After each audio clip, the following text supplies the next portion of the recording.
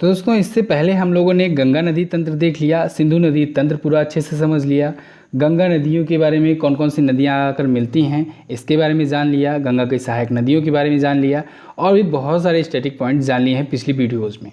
तो I hope आप लोगों ने उन सभी वीडियोज़ को देखा होगा। तो आज उसी कड़ी को आगे बढ़ाते हुए हम लोग जानेंगे गंगा नदी और भी जो बाकी नदियाँ हैं आसपास की, उनके किनारे बसे प्रमुख शहर कौन कौन से हैं। बहुत ही इंपॉर्टेंट क्वेश्चन यहाँ से बनता है दोस्तों कि कौन सी नदी के किनारे कौन सा शहर बसा हुआ है। आपसे दो टाइप के क्वेश्चन पूछे जा सकते हैं। एक तो आपसे पूछा जा सकता है कि निम्न में से कौन सा शहर इस नदी के किनारे बसा हुआ है, यानी नदी का नाम दे दिया रहेगा।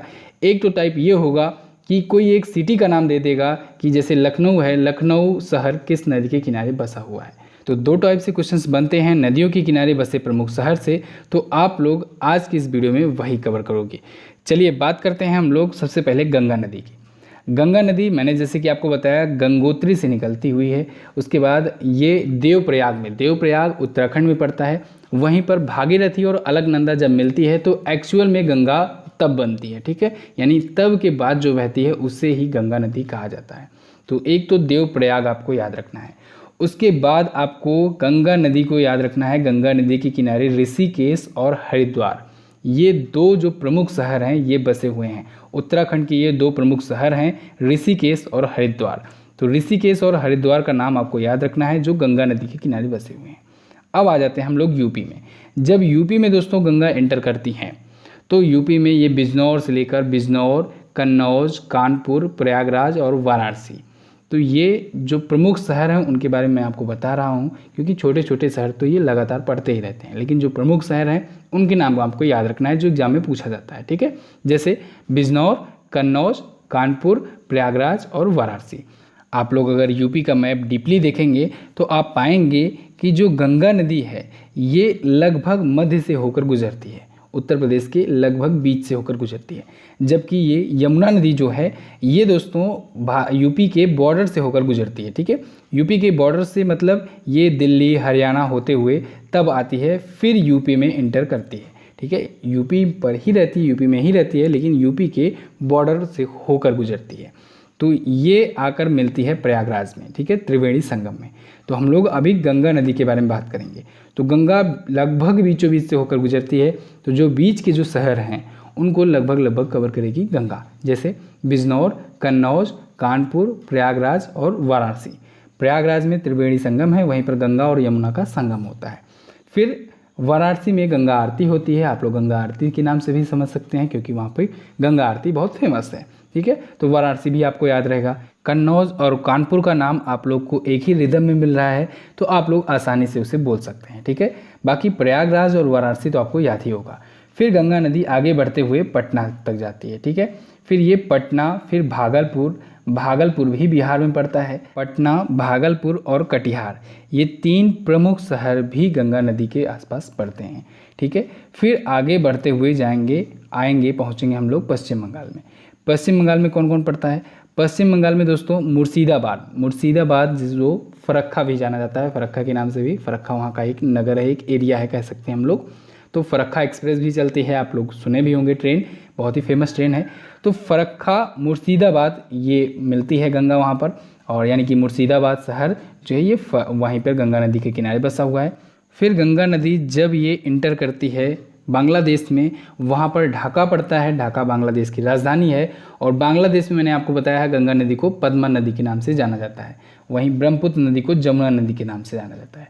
तो ये आकर के सुंदरबन का डेल्टा बनाती है गंगा नदी और बंगाल की खाड़ी में गिर जाती है, ठीक है। तो ढाका और चिटगांग का नाम आप लोग को याद रखना है। चिटगांग जो है ये भी पड़ता है बांग्लादेश में, क्लियर है।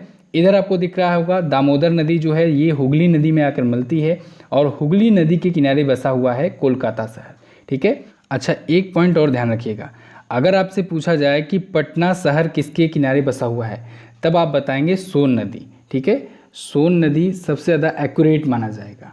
हालांकि आगे जाकर सोन नदी वहीं पर मिली है गंगा नदी से भी, ठीक है। लेकिन अगर आपसे पूछा जाए कि पटना शहर किस नदी के किनारे बसा हुआ है तब आप सोन नदी ही बताएंगे पहले। आगे चलकर गंगा नदी में ही हो जाता है क्योंकि गंगा नदी ही आगे जाएगी, मेन नदी वही है, ठीक है, ये याद रखिएगा।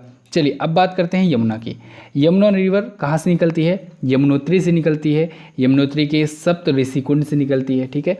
और उसके बाद उत्तरकाशी होती हुई आती है। उत्तरकाशी कहाँ पर है? उत्तराखंड में है, उत्तरकाशी डिस्ट्रिक्ट, ठीक है। फिर वहाँ से होकर आती है। फिर अब याद रखिएगा कि जो यमुना नदी है, यमुना नदी दोस्तों ये दिल्ली में भी बहती है और हरियाणा में भी, लेकिन गंगा नदी केवल उत्तर प्रदेश में इंटर कर जाती है उत्तराखंड के पास, ठीक है। ये इधर नहीं जाती है। यमुना नदी जब उत्तराखंड से आकर के ये इंटर करती है हरियाणा में, तो हरियाणा में दोस्तों यमुनानगर है, जो कि अब्दुल्लापुर के नाम से भी जाना जाता है, तो उसमें इंटर करती है। यानी कि यमुनानगर शहर जो बसा है वो यमुना नदी के किनारे बसा हुआ है। फिर वहीं पर है फरीदाबाद। फरीदाबाद भी हरियाणा में ही है और वो भी यमुना नदी के किनारे बसा शहर है। फिर उसके बाद दिल्ली, जो कि सबसे ज़्यादा पूछा जाता है, दिल्ली। दिल्ली दोस्तों ये बसा है यमुना नदी के किनारे और बहुत ही ज़्यादा इम्पोर्टेंट पॉइंट है। फिर आगे आ जाइए तो आगे इंटर कीजिए यूपी में। यूपी में मथुरा पड़ता है, आगरा पड़ता है, इटावा पड़ता है। ये तीनों ही बहुत ही इंपॉर्टेंट डिस्ट्रिक्ट हैं, बहुत ही इंपॉर्टेंट शहर हैं, बहुत पूछे जाते हैं। मथुरा शहर यमुना नदी के किनारे बसा हुआ है। आप लोग जानते होंगे कृष्ण जी जब मथुरा में पैदा हुए थे, यमुना नदी उनके बारे में बहुत ज़्यादा चर्चे में आता है जब भी आता है नाम, ठीक है। फिर आगरा पड़ जाइए। आगरा जो है ये भी यमुना नदी के किनारे बसा शहर है। आगरा के पास में ही इटावा है। फिर उसके बाद धीरे धीरे बहुत सारे छोटे मोटे सिटीज़ हैं, उनको हम लोग नहीं ध्यान रखेंगे। आगे आ जाइए प्रयागराज में। प्रयागराज में त्रिवेणी संगम में आकर के यमुना नदी मिल जाती है। यमुना नदी की टोटल लंबाई 1376 किलोमीटर होता है, 1376 किलोमीटर, ठीक है। गंगा नदी की लंबाई 2525 किलोमीटर और 1376 किलोमीटर की लंबाई वाली यमुना नदी गंगा नदी की सबसे बड़ी सहायक नदी। क्लियर है? तो त्रिवेणी संगम में प्रयागराज में इसका संगम हो जाता है, गंगा नदी से मिल जाती है। अब देखिए दोस्तों, कुछ और भी नदियाँ जो दिख रही हैं इसके किनारे बसे जो प्रमुख शहर हैं उनको भी हम लोग जान लेते हैं, क्योंकि जो जो इम्पोर्टेंट शहर हैं वो जो एग्जाम में पूछे जाते हैं वही आपको ध्यान में रखना है, ज़्यादा डिटेल में जाने की ज़रूरत नहीं है। तो याद रखिएगा, सोन नदी जो है इसके किनारे बसा शहर पटना है, अभी मैंने आपको बताया। आपको एक दिख रहा है गोमती नदी। गोमती नदी के किनारे बसा शहर लखनऊ है। लखनऊ बहुत पूछा जाता है क्योंकि ये उत्तर प्रदेश की राजधानी है। तो लखनऊ किस नदी के किनारे बसा हुआ है? गोमती नदी के, ठीक है। अच्छा, यहीं पर एक है दोस्तों सरयू नदी। तो सरयू नदी जो है, सरयू नदी के किनारे अयोध्या शहर बसा हुआ है।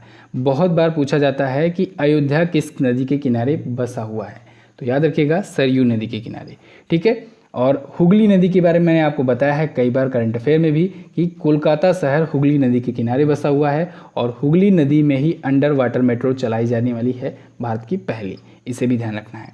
तो ये जो हुगली नदी है इसमें देख रहे हैं आप लोग दामोदर नदी आकर मिल रही है। कहाँ पर मिलती है? हावड़ा में मिलती है, हावड़ा पश्चिम बंगाल में। हावड़ा एक्सप्रेस भी चलती है पश्चिम बंगाल से, तो वहीं पर हुगली नदी से मिल जाती है दामोदर नदी। दामोदर नदी के बारे में अभी कल मैंने आपको बताया, ये झारखंड के छोटा नागपुर के पठार से निकलती है। क्लियर है? अब ये दिख रहे हैं आपको काठमांडू। काठमांडू नेपाल में है, नेपाल की राजधानी है। काठमांडू शहर विष्णुमती नदी के किनारे बसा शहर है।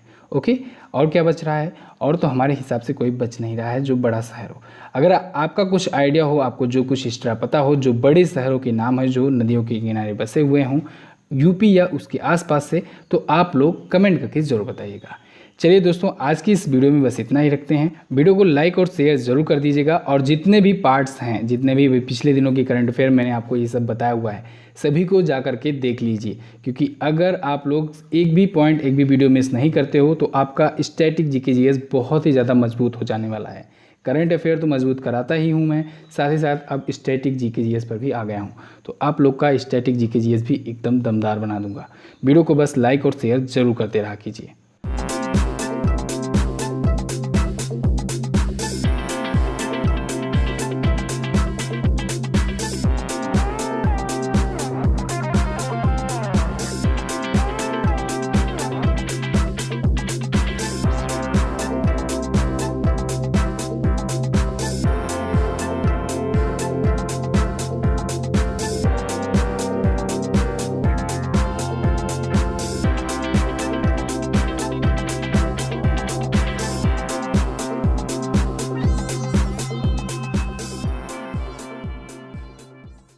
तो दोस्तों इस वीडियो में बस इतना ही। कैसी लगी आपको वीडियो आप लोग कमेंट करके हमें जरूर बताइएगा। वीडियो अगर अच्छी लगी है तो लाइक करके हमारा उत्साह बढ़ाइए। साथ ही इन दोनों इंपॉर्टेंट वीडियोस को जरूर देख लीजिएगा और आने वाली वीडियोस का नोटिफिकेशन पाने के लिए सब्सक्राइब करके बेल आइकन को जरूर दबाएं। मिलते हैं किसी अन्य वीडियो में, तब तक के लिए नमस्कार, जय हिंद, वंदे मातरम।